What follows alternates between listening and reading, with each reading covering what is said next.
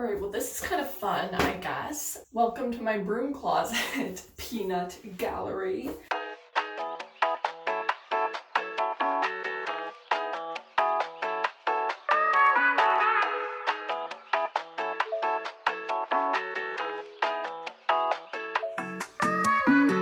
I'm a big liar. We're not filming in the broom closet today. I'm just gonna be in my public embarrassment era, I guess. Hello. I mentioned in my last unhaul when I was going through my bookshelf that I've been having a lot of thoughts on a book I read late last year called Tender is the Flesh by Augustina Basterica. If I'm not mistaken, I think this is an Argentinian novel, and it's a horror. It's the first horror that I've read in a decently long time. And I remember, it succeeding at its job. It successfully freaked me out. Just went through it very quickly when I was reading it because it was so horrifying that I just wanted to get it over with as quickly as possible. And I took that to mean that the novel had done its job correctly, but it's kind of been sitting in my brain for a bit,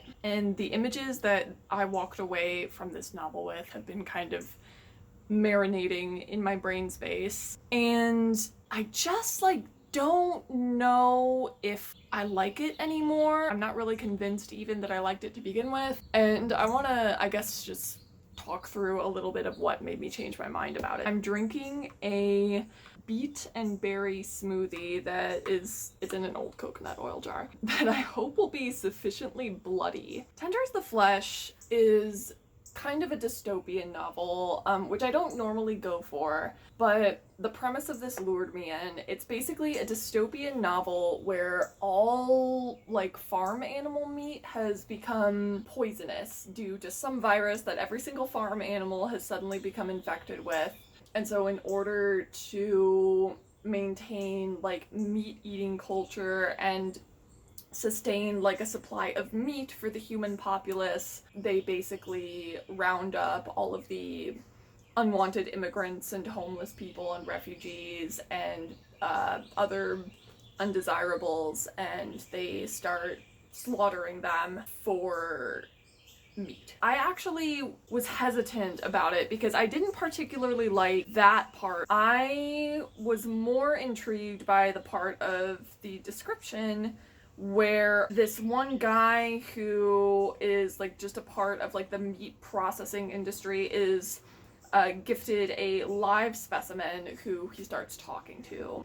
So my dumbass thought that this was gonna be like a forbidden love, enemies to lovers thing, because I'm a dumbass. That was not really what happened. Very little attention is given to that relationship in this novel compared to detailing the atrocities that people commit against the people that they slaughter for meat. And it really is absolutely gut-wrenching and atrocious to read about. It's enough to think about the image of a human hand severed under plastic, in the refrigerated section of the grocery store. It's quite something else to think about the actual logistics of slaughtering people for flesh. They cut everybody's tongue out and remove their vocal cords to keep them quiet so that they can't communicate with each other, can never acquire language a couple of generations down the line, which is the point during which this book takes place. So the humans who are slaughtered for meat are rendered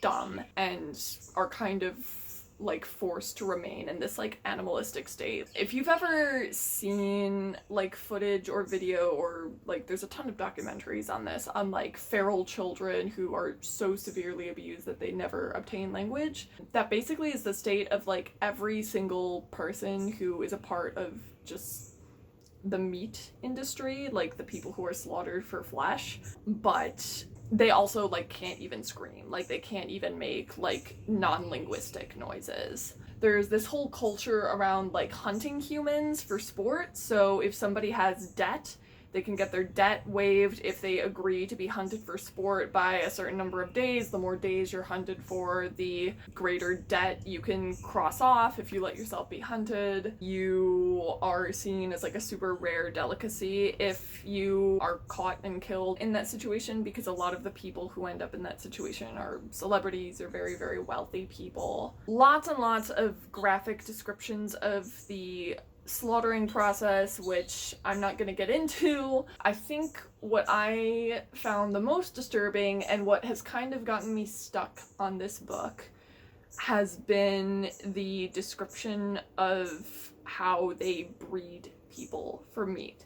Because the descriptions of women and how that whole process is handled, I'm not going to go into detail because unfortunately it is like a pretty traumatic image that this book like contains in it, and I'm not going to make the argument that it shouldn't contain that image because I don't really believe in that. However, this specific image and the specific way that they set up the system actually reminded me of some article that I was reading, like some feminist piece that was talking about like it was basically against pornography, and it had a lot of descriptions of what like extremely like dark, brutal pornography from the seedier corners of the internet like contains, like what kinds of images it contains. And this image of how they breed people for flesh was pretty much a carbon copy of that. Back when I first read this book, I thought that this was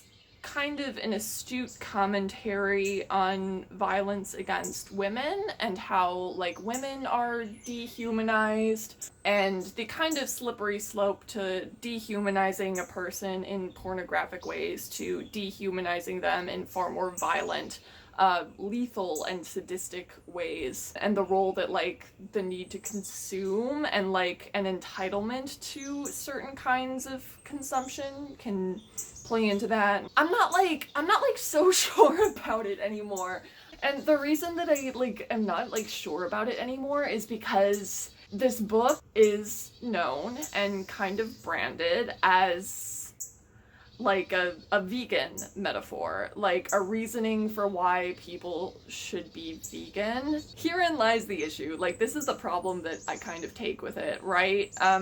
Because you kind of are intermingling a desire to treat animals with humanity to ways that people don't treat people with humanity, because there's the whole bit where they're rounding up homeless people and immigrants and refugees, and obviously the very violent, very, very violent and graphic depictions of cruelty against women. I disagree with the way that this book kind of, like, it's all the same to this book, really. Like, there are extensive descriptions of sadistic violence against puppies in this book. I mean, I thought what it was getting at was, like, the overlap between violence against animals and violence against people. How many people who turn out to be violent against people are originally violent against animals. I get it, but there's something about depicting violence against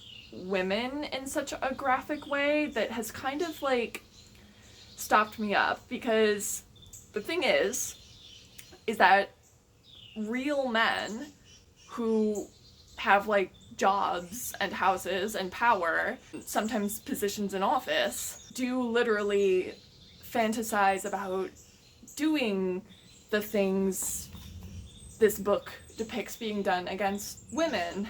Can we really draw, like, a comparison to, like, breeding animals for consumption? Because one of these things is, like, violence against a person, unusually sadistic violence against a person. And another one of them is a very broad spectrum.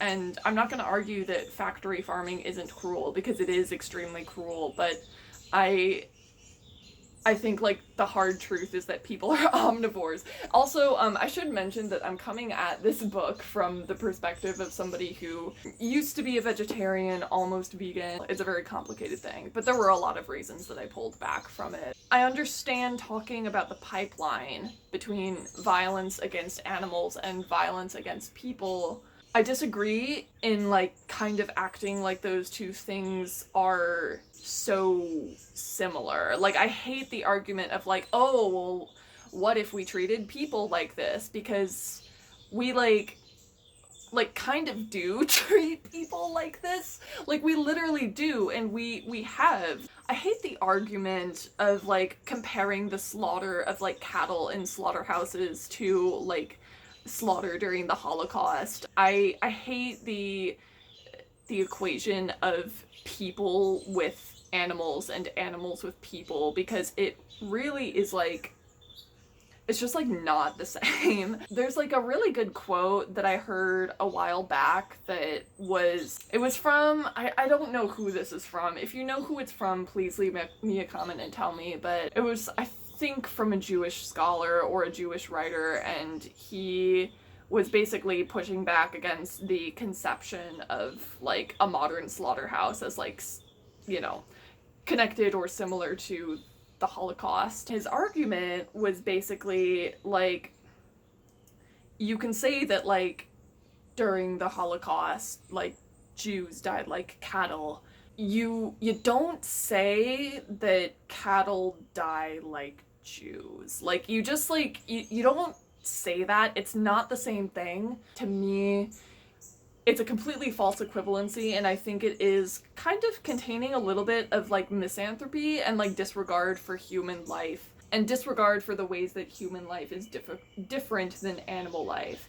Even the most advanced kind of animal life, we can't really, like, communicate with like we can communicate with a person. And that doesn't mean that animal life isn't worthy of respect or worthy of a life free from human cruelty, because humans are also capable of very unique forms of cruelty, but we are also capable of very unique forms of communication and compassion and consciousness. We are, like, the only animal that, like, has religion and has any conception of higher spiritual things that we know of. I disagree with the concept of, like, speciesism and, like, the idea that people oppress animals like we oppress people. We can suspect that an animal feels pain or bears the full emotional weight of tyranny, but for a person, we can be certain that they experience that. And so, like, equating, like, you know, throwing puppies at the wall to literally removing somebody's limbs so that they can't resist, and taking out their vocal cords so that they can't scream, those two things are not the same. Like, my issue is more that I think that this book should perhaps been specifically about how people are dehumanized, rather than trying to compare the torture of animals to the torture of people. Like, to me, that is where the disconnect happens, and specifically this book, like, tries to compare the torture of animals to the torture of women, which just kind of adds to this, like, cultural zeitgeist we're in right now, where, like, women are just, like, becoming further and further conceptualized as, like, less than human, literally everywhere. And the fact that there were images in this book that reminded me of, like, the most extreme forms of pornography that I know exist, like, forms of pornography which I think that it would not be far-fetched to call them hate speech against women. The fact that I am seeing those images in this book, the fact that the author is not putting those images in this book because she wants to make a commentary on violence against women, but the fact that she's putting these in here to ask women to extend sympathy to cows, I don't agree with that anymore.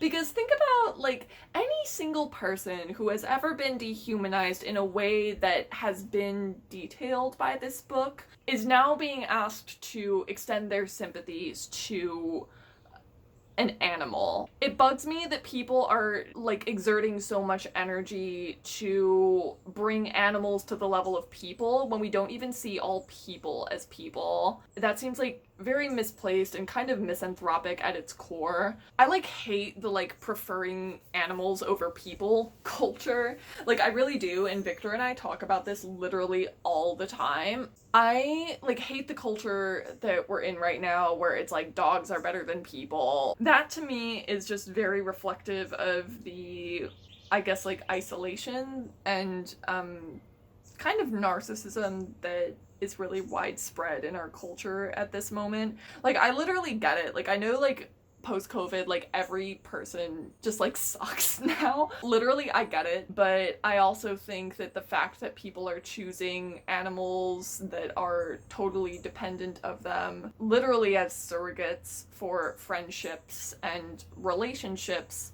with people who can fully reciprocate and like actually be present as an equal rather than a subordinate.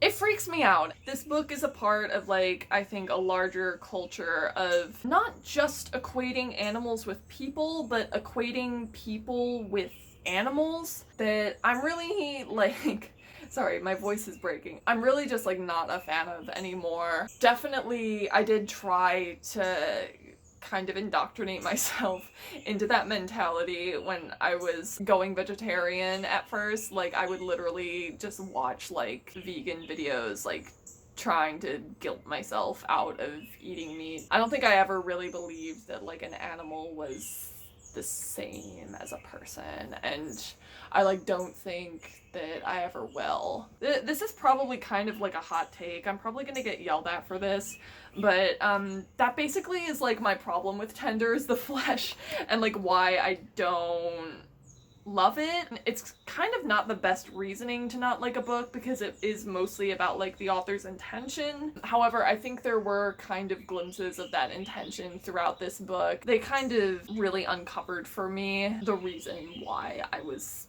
uncomfortable with this, and I guess those little glimpses were enough to make me uncomfortable with it to this day and make me continually bothered by it even long after I finished reading it. So before I sign off, if anybody has good book recommendations that kind of support like other forms of eating sustainably other than veganism or vegetarianism, please let me know. I used to have one of them on my TBR, but I just like I feel like too often ex-vegetarian or ex-vegan or just, you know, books like what I'm talking about tend to like kind of swing wildly to the other end of the spectrum, completely debunk like anything that suggests that like plant-based eating is good for you and good for the environment. If anyone knows of like a balanced book that talks about like eating an omnivorous diet in a way which is like sustainable for the environment and good for the health as well, let me know. Honestly, maybe a little bit more more leaning towards the health perspective, especially if it addresses the difference between like consuming nutrients and getting them from supplements. I'm just having so much trouble finding it because it feels like everything is so polarized that you're either 100% you should be a raw vegan, or it's like you should eat like red meat every single day of your life. So yeah, if anyone has any book recommendations like that, do let me know. I'm trying not to add to my TBR, but if someone has something like that that looks good, I will probably add it. Let me know if you've read this and what your thoughts are on it. I know that I said that I had very exciting things planned, but I haven't gotten around to filming the exciting thing yet, so you're just gonna have to wait. In the meantime, you should check out my recent Coleridge reading vlog where I read a biography of Samuel Taylor Coleridge and get haunted in the process. And my Actually It's Worse Than We Could Have Ever Imagined video about a book called Life After Genius that I decided to investigate when I saw it had a low rating on Goodreads, and which I found to be potentially the worst book I've ever read in my life, and also the funniest. You should check out those while you wait for me to put out other stuff. And yeah, that's it for me for now, and I will see you next time. Bye.